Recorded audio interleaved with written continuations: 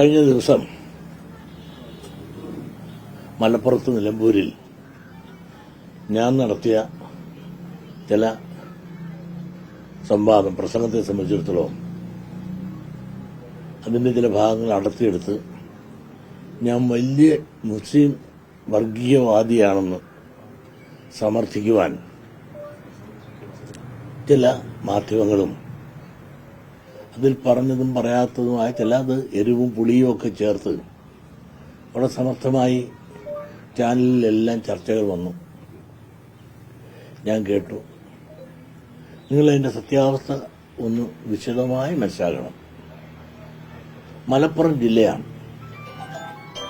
മലപ്പുറം ജില്ലയിൽ നിലമ്പൂർ എന്ന് പറയുന്ന സ്ഥലത്ത് സെറ്റിലേഴ്സ് ഏറെയുള്ള, അവിടെ മഹാഭൂരിപക്ഷം ഹിന്ദുക്കളെന്ന് ഞാൻ പറയുന്നില്ല, ഹിന്ദുക്കളും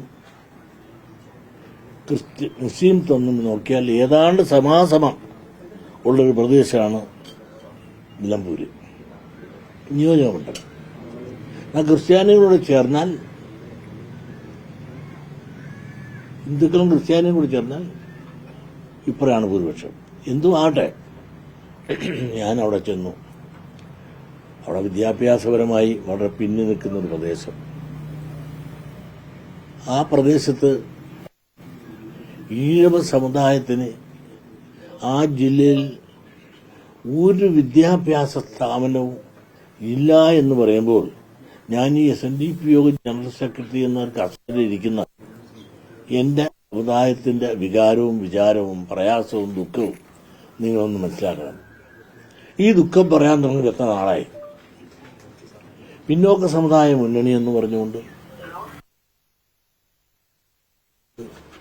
മുസ്ലിം ലീഗുമായിട്ട് കെട്ടിപ്പിടിച്ച് സഹോദരന്മാരെ കൂട്ട് പാർലമെന്ററി മാർച്ച്, സെക്രട്ടേറിയറ്റ് മാർച്ച്, അങ്ങനെ എവിടെയെല്ലാം പറ്റുന്നു അവിടെയെല്ലാം മാർച്ചുകളെല്ലാം നടത്തി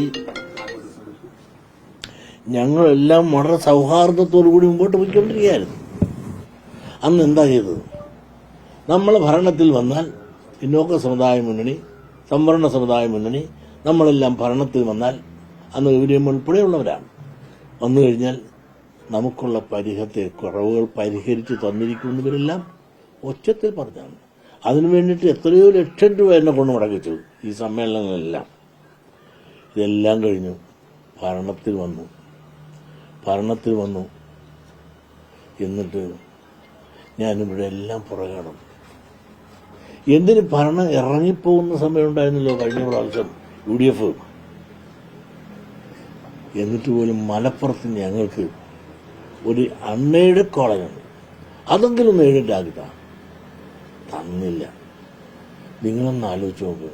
ഈഴവ സമുദായത്തിന് ഒരൊറ്റ വിദ്യാഭ്യാസ സ്ഥാപനം, ഒരു സ്കൂളോ കോളേജോ ഒറ്റെണ്ണം പോലും ആ ജില്ലയിലില്ല. അതേസമയത്ത് മറ്റുള്ള സമുദായത്തിന് എത്ര ഉണ്ടെന്ന് നിങ്ങൾ ആലോചിക്കൂ. മുസ്ലിം സമുദായത്തിന് എയ്ഡഡ് കോളേജ് തന്നെ 11 ഉണ്ട്. ആ സമുദായത്തിനുണ്ടെന്ന് പറഞ്ഞാൽ ആ MESനുണ്ടെന്ന് ഞാൻ അവകാശപ്പെടുന്നില്ല. ആ മുസ്ലിം ലീഗിലെ ചില സമുദായക്കാർക്കാണ് കയ്യിലാണ്. പറഞ്ഞാൽ ലീഗിന്റെ നേതാക്കന്മാർ, പ്രമുഖരായ നേതാക്കന്മാരാണ് അതിന്റെ ഉടമസ്ഥര്.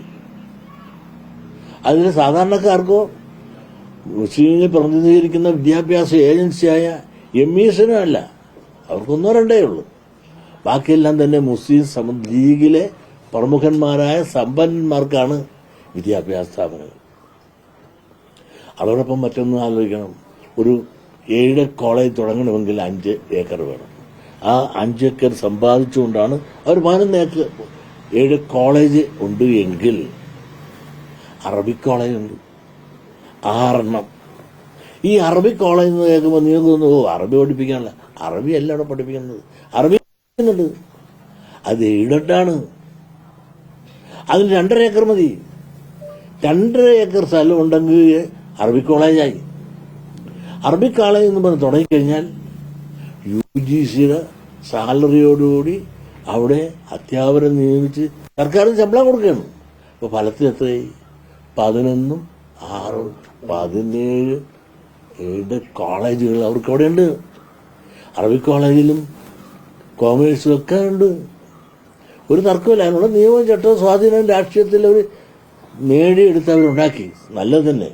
പക്ഷെ ഇതെല്ലാം നടമ്പോഴും നമ്മളെല്ലാം ഒന്നാണ്, പിന്നോക്കമാണ്, സംവരണമാണ്, മുന്നണിപ്പെട്ടവരാണ് എന്ന് പറഞ്ഞ് നടന്നിട്ട് ഇറങ്ങുന്ന സമയത്ത് പോലും ഞങ്ങൾക്ക് ചോദിച്ചിട്ട് ആ അൺഎയ്ഡഡ് കോളേജ് പെരിന്തൽമണ്ണ ഉണ്ടല്ലോ ഞങ്ങൾക്ക്, അതൊന്ന് എയ്ഡഡ് ആക്കിയെന്താ എന്നിട്ട് പോലും തരാതെ ലീഗിലെ നേതാക്കന്മാർ ഒന്നിലധികം എയ്ഡഡ് കോളേജിൽ ലാസ്റ്റ് ഇറങ്ങിപ്പോകുന്ന ഉമ്മൻചാണ്ടി ഗവൺമെന്റ് ഇറങ്ങിപ്പോ പോലും ഒപ്പിട്ടെടുത്തപ്പോഴും എന്റെ സമുദായത്തിന് എന്ത് കിട്ടി?